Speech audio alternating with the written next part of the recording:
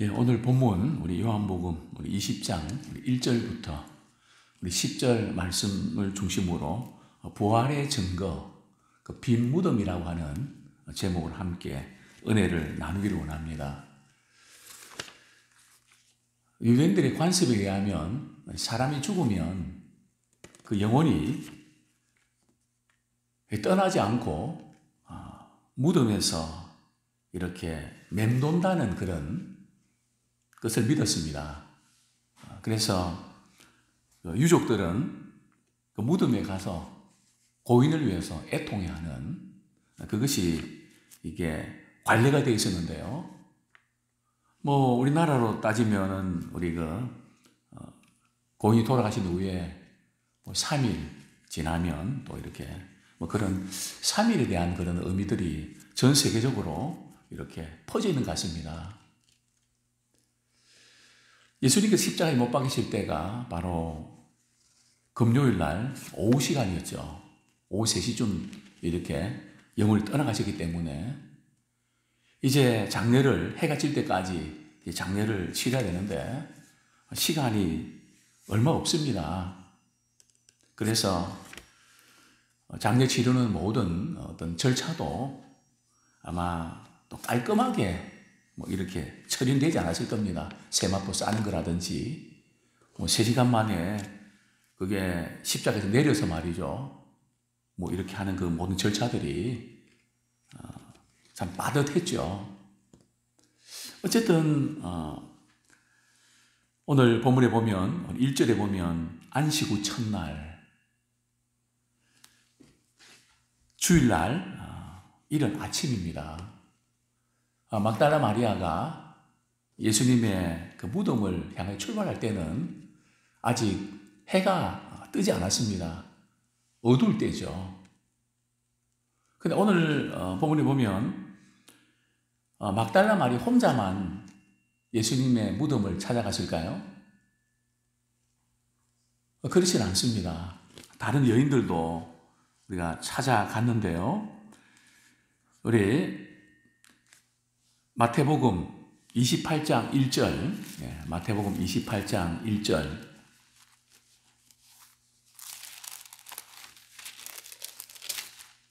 네, 같이 한번 읽겠습니다. 시작. 안식일이 다 지나고 안식 후 첫날이 되는 새벽에 막달라 마리아와 다른 마리아가 무덤을 보려고 갔더니, 즉 막달라 마리아와 다른 마리아 일행들이 함께 예수님의 그 시신에 향품을 바르기 위해서 일찍 새벽에 떠나게 됐던 겁니다. 우리 요한복음 20장 우리 2절에도 보면 막달라 마리아 혼자 떠난 게 아니고 같이 떠났을 보게 되는데, 우리 20장 2절 한번 같이 읽겠습니다. 요한복음 시작. 시몬 베드로와 예수께서 사랑하시던 그 다른 제자에게 달려가서 말하되 사람들이 주님을 무덤에서 가져다가 어디 두었는지 우리가 알지 못하겠다 하니. 여기 보면 우리가 알지 못했다 하는 것은 복수죠. 그러니까 막달라 마리아와 다른 여인들이 이렇게 동행을 한 것을 우리가 보게 됩니다.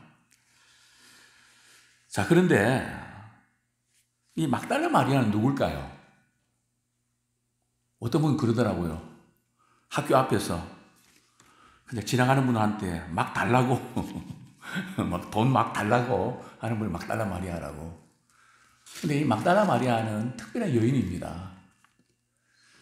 참 긴 시간 동안 귀신에 사로잡혀서, 그것도 귀신이 하나가 아니고 말이죠, 7 귀신.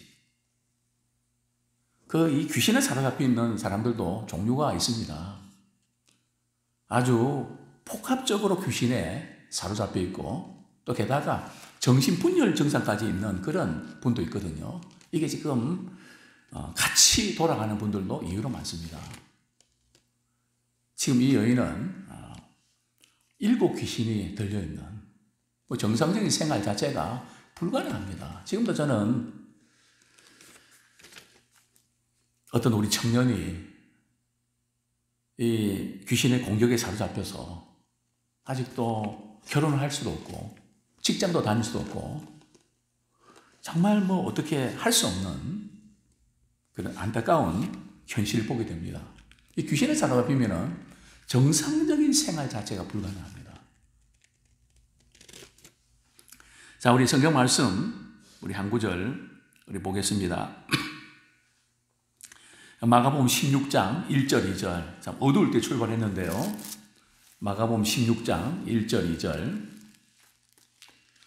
무덤에 도착했을 때는 이제 해가 떠올랐습니다. 마가복음 16장 우리 1절 2절 같이 한번 읽겠습니다. 시작. 안식일이 지남에 막달라 마리아가 야곱의 어머니 마리아와 또 살로메가 가서 예수께 바르기 위하여 향품을 사다 두었다가 안식 후 첫날 매우 일찍이 해돋을 때에 그 무덤으로 가며, 이제 무덤에 도착하니까 이제 해가 뉘엿뉘엿 이제 떠 올랐다는 거죠. 자, 그런데 이 여인들이 예수님의 무덤을 찾아가면서 그들에게는 고민이 있었습니다. 어떤 고민이 있을까요? 돌문이 있는데, 돌문은 이렇게 그 홈이기 때문에 큰 돌문을 옮기려면 남자들 장정 5명 정도가 힘을 써야 돌문을 옮길 수 있습니다. 그럼 이 돌문을 우리가 어떻게 옮겨야 되지? 그게 이제 걱정입니다. 향품을 준비했는데 돌문을 이제 옮기는 것이 걱정이었습니다. 자, 그런데 무덤에 도착해 보니까 어떻게 됐습니까?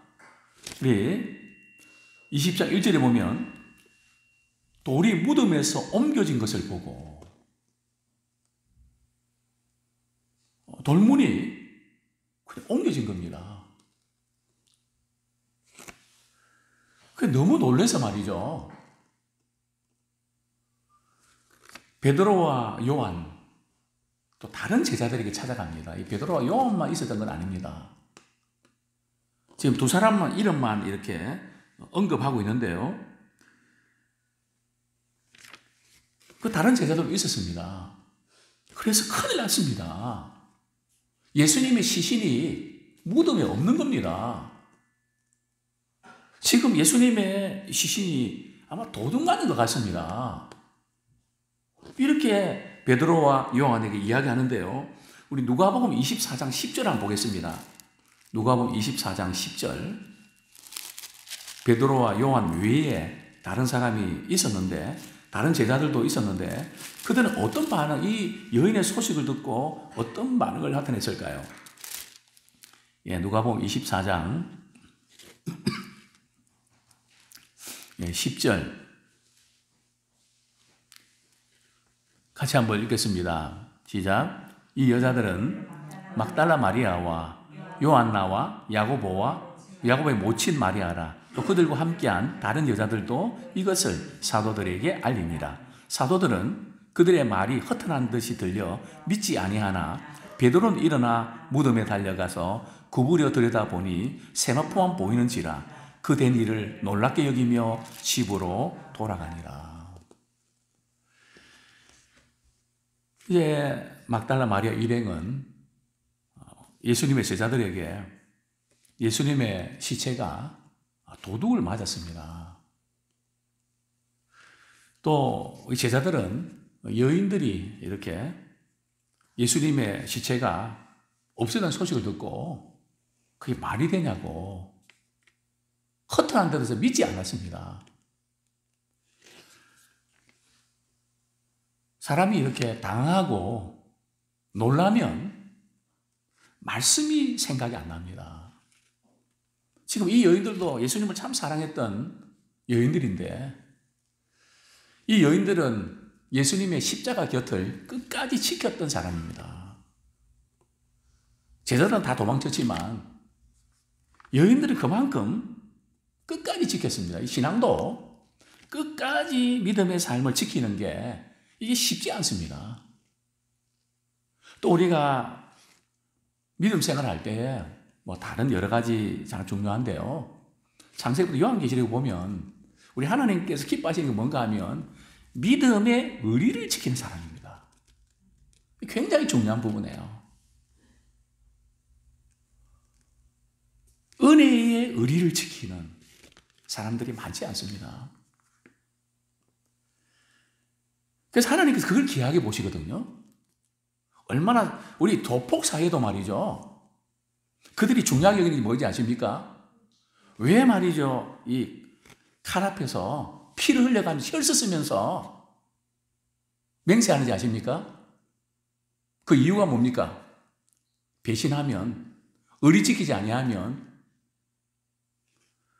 죽임을 당하고 또 내가 죽어도 그 책임을 내가 감당하겠다. 죽어서라도 책임 감당하겠다. 이제 그런 거죠. 어쨌든 이 여인들은 예수님을 정말 사랑했습니다.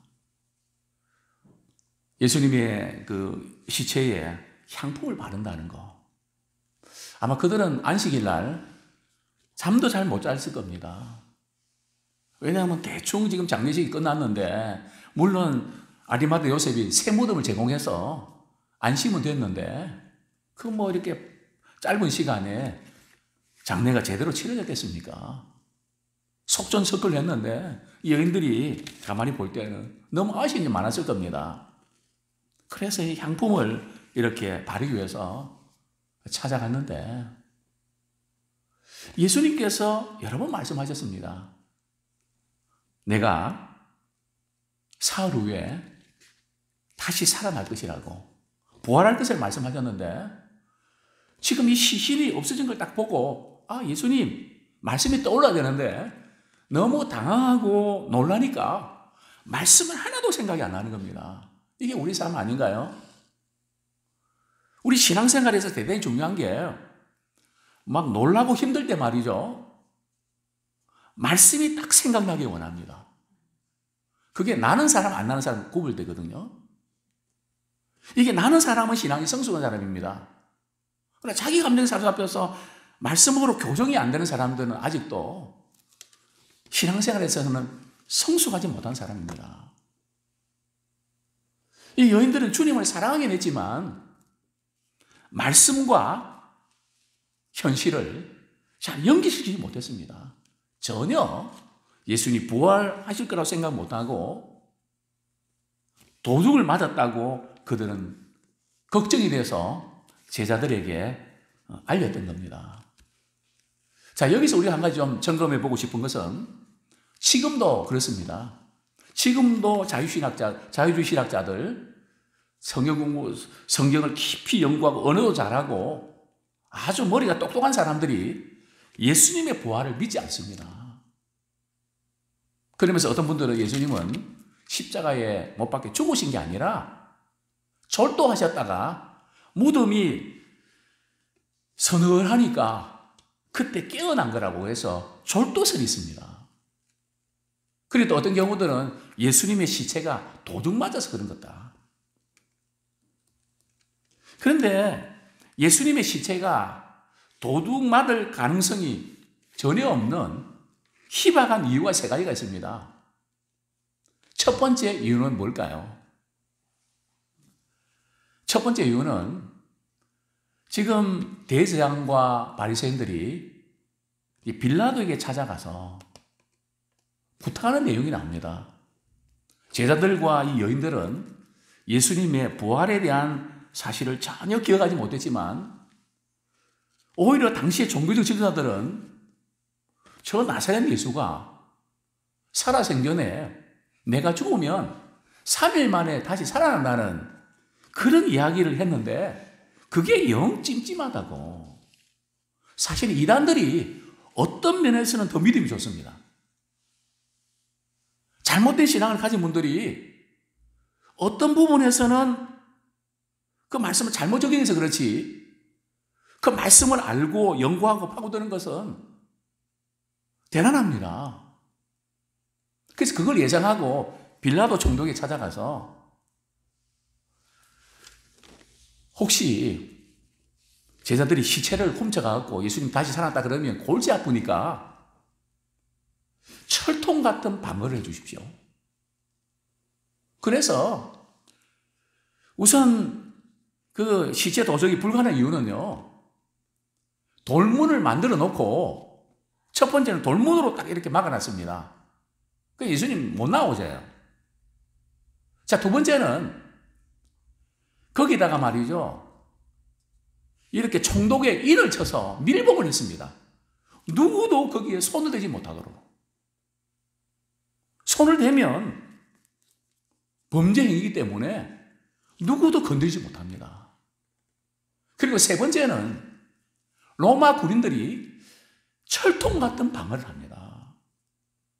그런데 감히 예수님의 시체를 도둑질할 수 있을까요? 그 다음에 또 하나는 세마포하고 그 다음에 머리에 쌌던 수건이 어떻게 놓여 있는가 하는 그 문제입니다. 한번 보시죠. 이제 베드로와 3절에 보면 다른 제자는 사도 요한입니다. 무덤으로 가서 그 소식을 듣고 예수님의 무덤으로 막 다름질을 합니다. 예수님이 시체가 도둑질 맞았다 그러니까 이게 지금 만약에 우리가 이런 소식을 부모님의 시체가 도둑 맞다는 소식을 들으면 어떻겠습니까? 황급히 무덤 향해 다름질을 합니다. 그런데 사도 요한이 먼저 무덤에 당도합니다. 왜요? 사도 요한은 아직도 젊기 때문에, 아니면 또 달리는데 좀 빨랐기 때문에 뭐 여러 가지 생각이 있지만 어쨌든 사도 요한이 먼저 무덤에 이렇게 몸을 구부려서 말이죠, 이렇게 둘러보니까 세마포가 놓여 있습니다. 그러나 들어가지는 않습니다. 그러나 베드로는 액션파 아닙니까? 무덤 속으로 쑥 들어갑니다.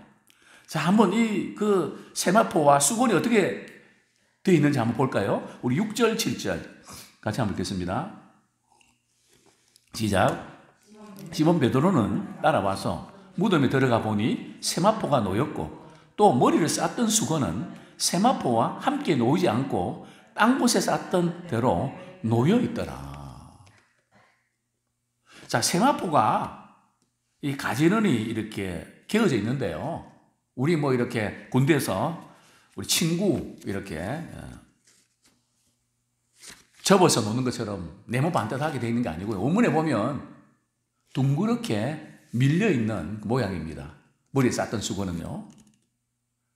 그리고 이 세마포하고 머리를 쌌던 수건하고 말이죠, 같은 위치에 놓여 있습니까? 따로 놓여 있습니다.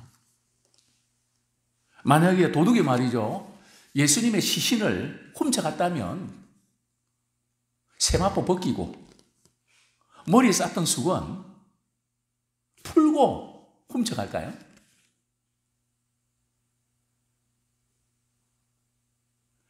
또 풀고 갔다고 칩시다. 그럼 개어 넣고 합니까? 도둑이 말이 깔끔해갖고 그럴까요? 그래서 예수님의 시체에 도둑살은 신뢰할 수 없는 것을 우리는 알 수 있습니다. 자, 그 다음에 우리 8절부터 10절까지 말씀 읽겠습니다. 시작. 그때야 무덤에 먼저 갔던 그 다른 제자도 들어가 보고 믿더라. 그들은 성경에 그가 죽은 자 가운데서 다시 살아나야 하리라 하신 말씀을 아직 알지 못하더라. 이에 두 제자가 자기들의 집으로 돌아가니라. 자, 베드로와 이 요한이 무덤에 가서 보니까 예수님의 시신이 없는 겁니다. 근데 오늘 본문에 보면 보고 믿었다 그랬는데 예수님의 부활을 믿었다는 걸까요? 뭘 믿었다는 거죠?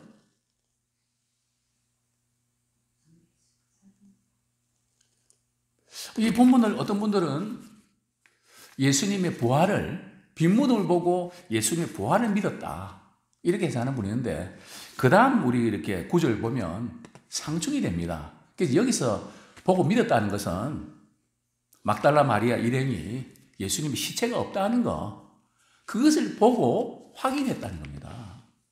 부활을 믿었다는 거 아닙니다. 왜냐하면 그 다음 본문이 예수님이 다시 살아나야 하려는 말씀을 아직도 알지 못했다 그랬잖아요. 그러니까 아직 부활을 믿지 못한 겁니다. 그러니까 당시의 제자들도 이 빈 무덤을 보면서 예수님이 부활하셨구나. 그 말씀이 떠올라야 되는데 그 말씀을 연결을 못 시키는 겁니다. 그저 빈 무덤만 보는 거죠. 문제만 보는 거죠. 살아계신 주님이 안 보이는 겁니다. 이게 또한 우리의 모습일 수 있습니다. 우리가 부활을 믿고 주님 사랑한다고 하지만 그렇지 못한 것을 우리는 보게 됩니다. 이제 말씀을 우리가 정리하겠습니다. 우리도 언젠가는 이 세상을 떠나서 주님 앞에 서게 될 날이 올 것입니다. 그래서 우리가 죽음을 준비해야 됩니다. 나에게 죽음이 찾아왔을 때 어떻게 죽음을 맞이하고 준비할 것인가. 우리 남은 날을 계속하면서 지혜로운 인생을 살기 원합니다. 예수님 당시에 야이로의 딸, 또 우리 나인성 가부의 외동 아들, 또 나사로 죽었다 살아났잖아요. 우리는 그것을 부활이라고 하지 않습니다. 부활은 예수님 한 분밖에 안 계십니다. 왜냐하면 그들은 살아났다가 또다시 얼마 후에 죽었습니다. 그래서 언젠가 우리는 죽음 앞에 서게 되는데요.